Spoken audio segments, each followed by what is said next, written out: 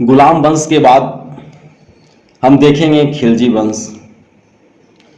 खिलजी वंश का शासन 1290 से 1320 ईस्वी तक रहता है। कहा गया है कि गुलाम वंश के शासन को समाप्त कर 13 जून 1290 ईस्वी को जलालुद्दीन फिरोज खिलजी ने खिलजी वंश की स्थापना की।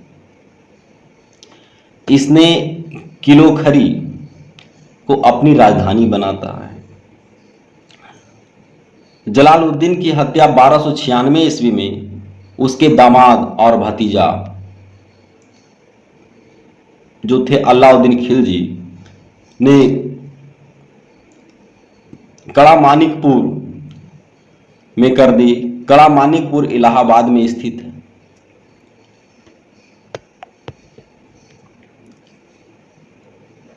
आगे देखते हैं कि 22 अक्टूबर 1296 ईस्वी में अलाउद्दीन दिल्ली का सुल्तान बन जाता है।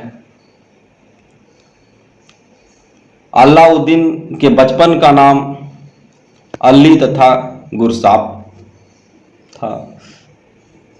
अलाउद्दीन खिलजी ने सेना को नगद वेतन देने एवं अस्थाई सेना की नींव रखी।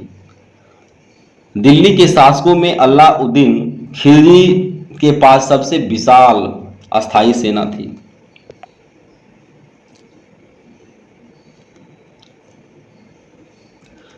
कहा गया है कि अमीर खुसरो का मूल नाम मोहम्मद हसन था। उसका जन्म पटियाली पश्चिमी उत्तर प्रदेश में बदायूं के पास पड़ता है। पटियाली में 1253 ईस्वी में हुआ था। खुसरो प्रसिद्ध सूफी संत शेख निजामुद्दीन औलिया के शिष्य थे। वह बलबन से लेकर मोहम्मद तुगलक तक दिल्ली सुल्तानों के दरबार में रहे।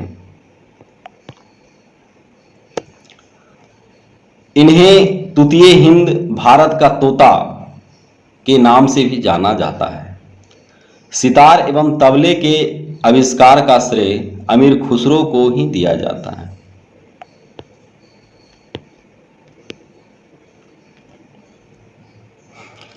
उसके बाद हम देखते हैं कि एक प्रथा का प्रचलन हुआ, घोड़ा दागने की प्रथा एवं सैनिकों का हुलिया लिखने की प्रथा की शुरुआत जो है अलाउद्दीन खिलजी करता है। अलाउद्दीन ने भू राजस्व की दर को बढ़ाकर उपज का 1/2 भाग कर देता है।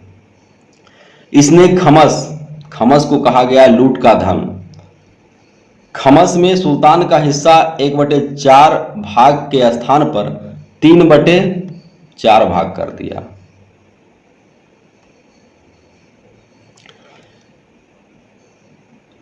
इसने व्यापारियों में बेईमानी रोकने के लिए कम तौलने वाले व्यक्ति के शरीर से मांस काट लेने का आदेश देता है।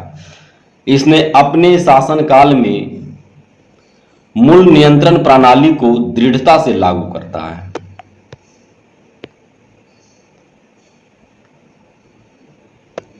उसके बाद हम देखते हैं कि दक्षिण भारत की विजय के लिए अलाउद्दीन ने मलिक काफूर को भेजता है।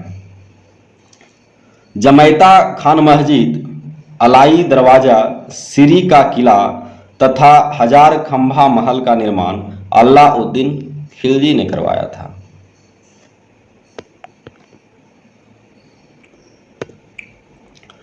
अलाई दरवाजा को इस्लामी वास्तुकला का रत्न कहा जाता है। दैवी अधिकार के सिद्धांत को अलाउद्दीन ने चलाया था।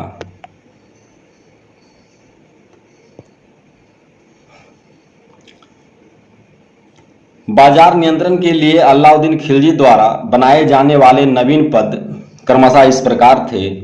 दीवान ए रियासत या व्यापारियों पर नियंत्रण रखता था या बाजार नियंत्रण की पूरी व्यवस्था का संचालन करता था। सहना ए मंडी, प्रत्येक बाजार में बाजार का अधीक्षक होता था।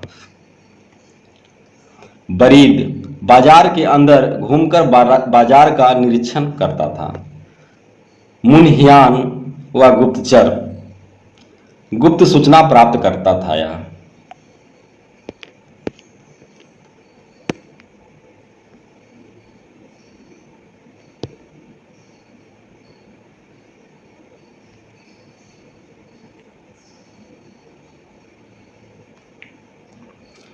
उसके बाद हम देखते हैं सिकंदर ए सानी की उपाधि से स्वयं को अलाउद्दीन खिलजी ने विभूषित किया। अलाउद्दीन ने मलिक याकूब को दीवान ए रियासत नियुक्त किया था। अलाउद्दीन द्वारा नियुक्त परवाना नवीस नामक अधिकारी वस्तुओं की परमिट जारी करता।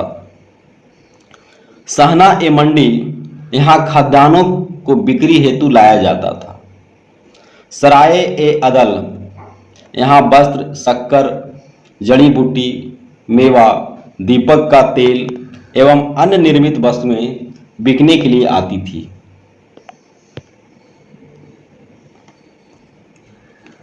अलाउद्दीन खिलजी की आर्थिक नीति की व्यापक जानकारी जियाउद्दीन बर्नी की कृति तारीखे फिरोजशाही से मिलती है। उसके बाद देखते हैं खजाइनुल फतू अमीर खुसरो, रिहला इब्न बतूता एवं फुतूहस लातीन इसामी की कृति है। मूल नियंत्रण को सफल बनाने में मुहतसिब, जिसको हम सेंसर भी कहते हैं, नाजीर, नाप तौल अधिकारी की महत्वपूर्ण भूमिका थी। राजस्व सुधार के अंतर्गत अलाउद्दीन ने सर्वप्रथम मिल्क, इनाम एवं वक्फ के अंतर्गत दी गई भूमि को वापस लेकर उसे खालसा भूमि में बदल दिया जाता है। उसके बाद देखते हैं कि अलाउद्दीन खिलजी के द्वारा लगाए जाने वाले दो नवीन कर थे। एक में थे चराई कर, या जो था दुधारू पशुओं पर लगाया जाता था। दूसरा था गढ़ी कर, या घरों एवं झोपड़ियों पर लगाया जाता था। कहां लगाया जाता था? घरों एवं झोपड़ियों पर लगाया जाता था। उसके बाद देखते हैं कि अलाउद्दीन खिलजी के शासनकाल में 1297 से 1306 ईस्वी तक मंगोलों के 6 आक्रमण हुए। प्रथम आक्रमण 1297 ईस्वी में कादर खां के नेतृत्व में हुआ। दूसरा आक्रमण 1298 ईस्वी में सल्दी के नेतृत्व में हुआ। तीसरा आक्रमण 1299 ईस्वी में कुतलुक ख्वाजा के नेतृत्व में हुआ। चौथा आक्रमण 1303 ईस्वी में तारगी के नेतृत्व में होता है। पांचवा आक्रमण 1305 ईस्वी में अली बेग और तातार्क के नेतृत्व में होता है। एवं छठा आक्रमण 1306 ईस्वी में कबक एवं इकबाल मंद के नेतृत्व में होता है। आगे देखते हैं कि अलाउद्दीन खिलजी की मृत्यु 5 जनवरी 1316 ईस्वी को हो जाती है। उसके बाद आता है कुतुबुद्दीन मुबारक खिलजी,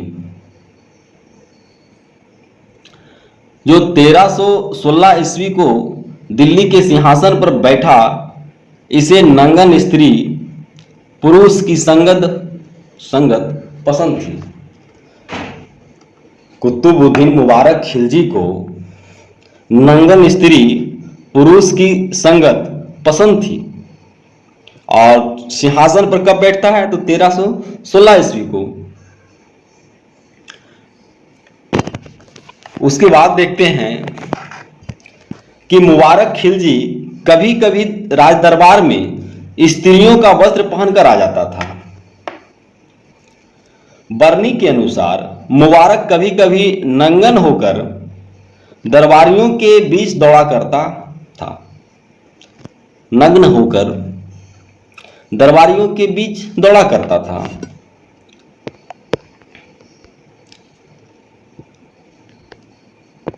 उसके बाद देखते हैं